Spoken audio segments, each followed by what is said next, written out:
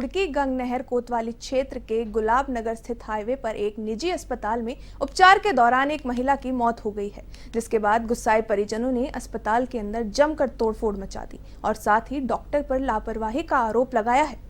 वहीं अस्पताल के डॉक्टर और स्टाफ मौके पर फरार हो गए। पुलिस ने मौके पर पहुंचकर मामला शांत कराया है और आगे की कार्रवाई की जा रही है। वहीं परिजनों का आरोप है कि अस्पताल में डॉक्टर और स्टाफ के गलत उपचार के कारण महिला की मौत हो गई थी। फिलहाल परिजन महिला की मौत के बाद अस्पताल में कार्रवाई की मांग कर रहे हैं।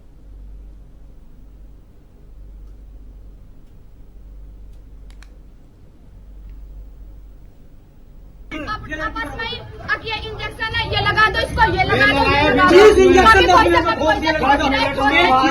लड़की का बराबर अभी 4 दिन पहले अब भर्ती थी लड़की, अभी 10 मिनट पहले सही थी बिल्कुल। मैं भी यही मौके पर था और लड़की पेशेंट जो उनकी मैं जो छोटी छोटी नर्स हो वह गेट पर खड़ी, हमने कहा अंदर जाने तो क्या करे, तुम किया खड़ी। अब वो लड़की चिल्ला रही, हम कह रहे बराबर हम अंदर दिखाओ, वो न जाने। खटीमा में झनकैया थाना पुलिस ने 10 पेटी नेपाली लाइटर और एक ऑल्टो कार सहित 2 आरोपियों को गिरफ्तार किया। दरअसल उधम सिंह नगर जनपद में अवैध तस्करी के विरुद्ध चलाए गए अभियान के अंतर्गत पुलिस ने वाहन चेकिंग के दौरान अलग अलग स्थान पर 2 व्यक्तियों को अवैध नेपाली लाइटर की 10 पेटियों के साथ हिरासत में ले लिया, जिन्हें अग्रिमी कार्रवाई के लिए माल के साथ कस्टम विभाग को सुपुर्द कर दिया गया है। नेपाली लाइटर की 10 पेटियों में 10,000 लाइटर, जिनका बाजारी मूल्य करीब 1 लाख रुपए है, और साथ ही अवैध तस्करी में प्रयुक्त कार ऑल्टो को भी बरामद किया गया है।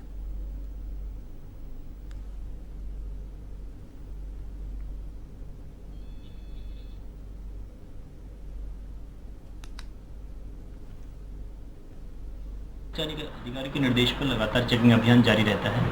आज भी चेकिंग के दौरान मुखबिर की सूचना पर 2 अलग अलग स्थानों से नेपाल से तस्करी कर लाई जा रही नेपाली लाइटर बरामद हुई है। इसमें एक व्यक्ति कब्जे से 2 पेटियां तथा दूसरे के जो कार है उसमें से 8 पेटियां बरामद हुई हैं। बरामद माल को कब्जे पुलिस लिया गया है, जिससे नियमानुसार कस्टम विभाग के सुपुर्द किया जा रहा है। अग्रिम कार्रवाई कस्टम विभाग द्वारा की जाएगी। उत्तराखंड के ऋषिकेश गंगोत्री राष्ट्रीय राजमार्ग पर धर्मराज कंपनी बिना अनुमति क्रेशर प्लांट चला रही है।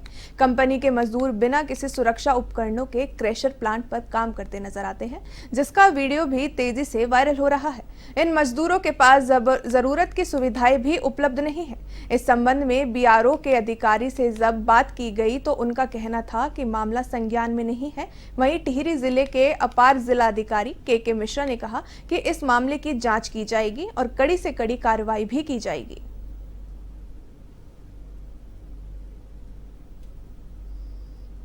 नहीं, ठीक है, अगर ऐसी कोई स्थिति है वे आपके संज्ञान में लाए जाने पर और हम इसमें रिपोर्ट लेंगे, और अगर ऐसी कुछ भी अवैध खनन या ऐसी कोई भी परिवहन कुछ भी स्थिति पाई जाती है जो भी हमारे माइनिंग एक्ट के तहत है उसमें कड़ी कार्रवाई की जाएगी। सर, कब तक हो पाएगी कार्रवाई? हम तहसीलदार से रिपोर्ट प्राप्त कर रहे हैं, शीघ्र ही उनके खिलाफ कार्रवाई की जाएगी अगर ऐसा। उत्तराखंड में पटाखा व्यापारियों पर जीएसटी के इस बार पैनी नजर रहने वाली है। दरअसल पटाखे का व्यापार करने वाले व्यापारी टैक्स देते समय तो इनका मूल्य काफी कम दिखाते हैं, लेकिन जब यही पटाखे मार्केट में आते हैं तो उस समय इनका रेट काफी बढ़ा हुआ रहता है। ऐसे में जीएसटी डिपार्टमेंट अब पटाखा व्यापारियों पर कड़ी नजर रखने जा रहा है। आपको बता दें कि पटाखे 28% जीएसटी के अंतर्गत आते हैं। ऐसे में पटाखा व्यापारी अपना रेवेन्यू छुपाकर प्रदेश में टैक्स चोरी कर राजस्व को काफी नुकसान पहुंचा रहे हैं, लेकिन इस बार जीएसटी डिपार्टमेंट ने अभी से दिशा निर्देश जारी कर दिए हैं।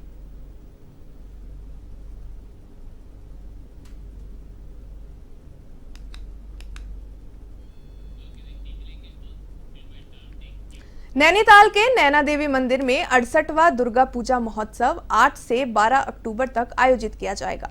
दुर्गा पूजा महोत्सव के लिए तैयारियां जोर शोर से की जा रही है, जिनमें समिति सदस्यों ने महोत्सव को भव्य बनाने के लिए रणनीति तक तैयार कर ली है। इसके तहत नैना देवी मंदिर परिसर में मां दुर्गा की मूर्ति का निर्माण कार्य भी शुरू कर दिया गया है।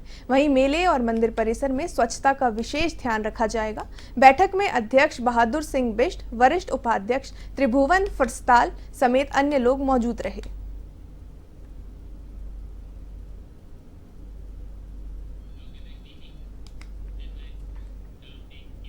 चंपावत के टनकपुर एनएच बीते दिन से बंद है, जिसको खोलने के लिए प्रशासन लगातार प्रयास कर रहा है। वहीं जिला अधिकारी नवनीत पांडे ने एनएच के मुख्य अभियंता दयानंद अधीक्षण अभियंता अनिल पांगती, अधिशायी अभियंता आशुतोष कुमार सहित कार्य कर रही कंपनी HMBS टेक्सटाइल्स के प्रोजेक्ट डायरेक्टर रितेश गुप्ता और अन्य अधिकारियों के साथ स्वला में बंद टनकपुर चंपावत NH को खोले जाने के लिए कार्यों का स्थलीय निरीक्षण किया।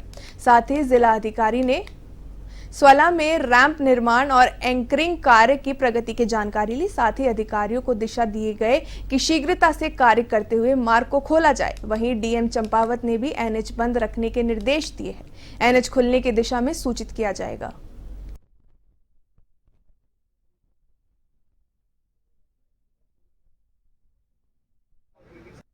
अभी हम लोग अगर इस जिस मॉडल पे हम लोग काम कर रहे हैं अभी अगर ये सक्सेसफुल हो भी जाता है तो हमें उम्मीद है कि शायद कल शाम या परसों तक हम लोग कुछ व्हीकल को ट्रैफिक को हम आर पार करा सकेंगे।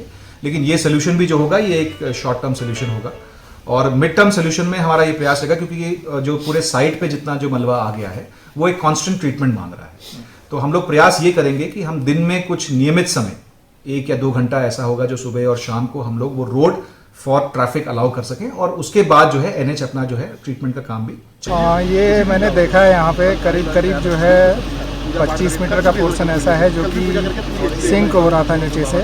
तो इस पे मैंने देखने के बाद इनको निर्देश दिए हमारे जो यहाँ पर HMBS करके जो कॉन्ट्रैक्टर काम कर रहे हैं और हमारे जो इंजीनियर काम कर रहे हैं कि इस पे bundle SDA self drilling anchors डालते हुए horizontally as well as vertically and inclined way में डालते हुए और उसको जो है ग्राउंड करें।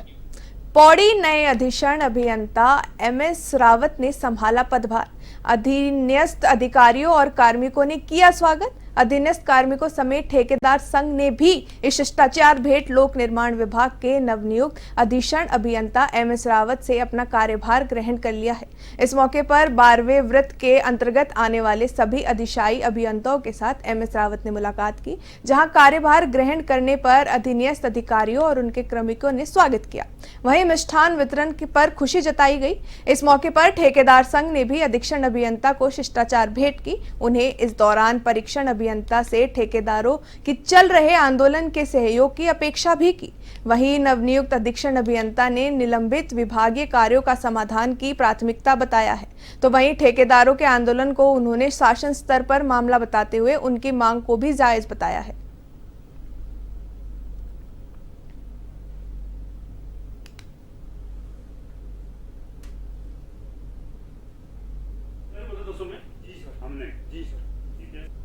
तो आज हमने अधीक्षण अभियंता महोदय को बधाई दी है यहाँ पर और उनसे सूक्ष्म भेंट की है, मुलाकात की मतलब। और आज ऐसे कोई विशेष बात हुई नहीं है, लेकिन उन्होंने हमें समर्थन दिया है कि जो भी ऑनलाइन निविदाएं होंगी उनमें बाहरी प्रदेशों से उनको रुकाया जाएगा और स्थानीय को प्राथमिकता दी जाएगी। तो उनसे बातचीत होगी, उन्होंने कहा कि वो हमारी जो मांगे हैं ये मजबूती से आगे के लिए रखेंगे कि क्या क्या समस्या है यहाँ पर, भौगोलिक परिस्थिति क्या है। अब बाहर का ठेकेदार गाजियाबाद से जो आएगा उसको तो पता नहीं है कि पहाड़ कटान क्या चीज होती है। जिले में मैं पहले भी जो है सहायक अभियंता भी रहा हूँ और इसके बाद अधिशासी अभियंता के पद पर रहा हूँ। अभी मुझे तीसरी बार फिर रामनगर विकास खंड के ग्राम पिरुमदारा में एक युवक ने फांसी लगाकर आत्महत्या कर ली। घटना के बाद जहां एक और मृतक के परिजनों में कोहराम मचा हुआ है, तो वहीं पुलिस भी मामले की जांच में जुट गई है। वहीं युवक के शव की पोस्टमार्टम कराने की कार्रवाई की जा रही है।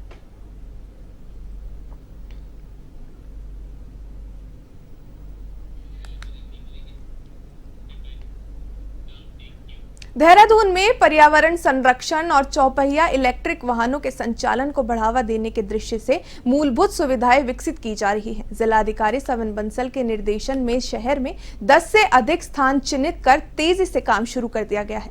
प्रथम चरण में पटेल पार्क घंटाघर, गांधीनगर के निकट Pacific Rajpur road, IT park Maharana Pratap Chowk के निकट, ISBT बल्लभपुर चौक, श्रीशपुना पुल के समीप, मॉल ऑफ देहरादून पर स्थान चिन्हित किए गए हैं।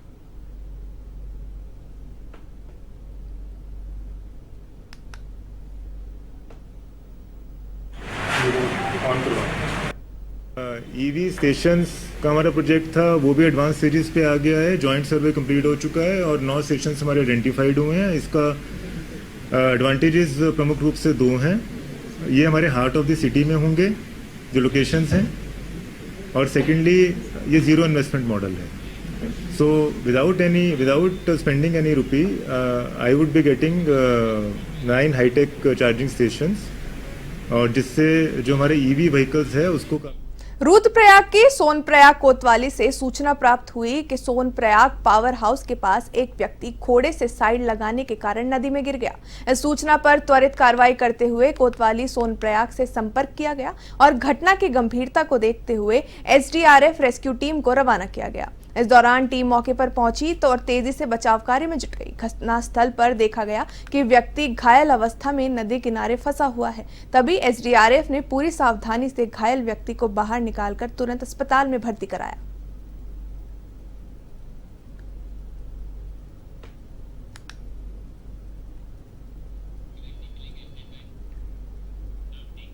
हरिद्वार जिला अधिकारी कर्मेंद्र सिंह ने आज हरिद्वार स्थित राजकीय मेला हॉस्पिटल का औचक निरीक्षण किया। इस दौरान उन्होंने मेला हॉस्पिटल के वार्डों के साथ साथ ऑपरेशन थिएटर का भी निरीक्षण किया। निरीक्षण के बाद जिला अधिकारी कर्मेंद्र सिंह मेला हॉस्पिटल की व्यवस्थाओं से संतुष्ट नजर आए। उन्होंने पत्रकारों को जानकारी देते हुए बताया कि उनके निरीक्षण के दौरान हॉस्पिटल की साफ सफाई काफी अच्छी थी। साथ ही हॉस्पिटल के डिस्पेंसरी में भी सभी महत्वपूर्ण दवाइयां, जिनमें सांप और कुत्ते काटने की दवाइयां मौजूद मिली। उन्होंने अपने निरीक्षण के दौरान हॉस्पिटल्स में एडमिट लोगों से भी बातचीत की।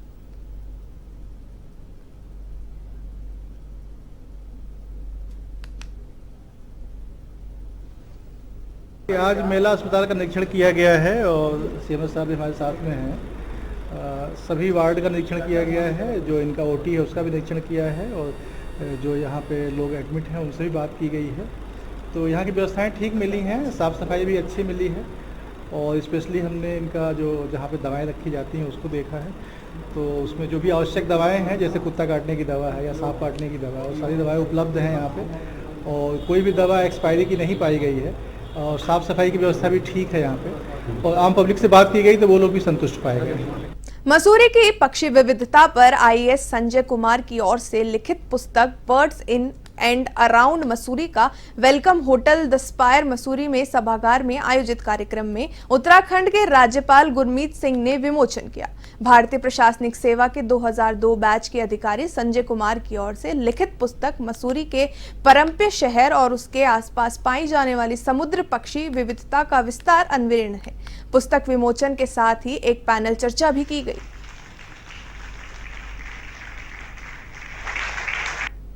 और आज इस उपलक्ष्य के अंदर में जो उत्तराखंड की खूबसूरती है, जो नेचुरल ब्यूटी है, डिविनिटी, स्पिरिचुअलिटी, उसको मद्देनजर रख के आज एक बहुत सुंदर कार्य किया है कि birds in and around Mussoorie के ऊपर में एक किताब का विमोचन किया गया है। ये संजय जी ने ये किताब लिखी है और इसके अंदर में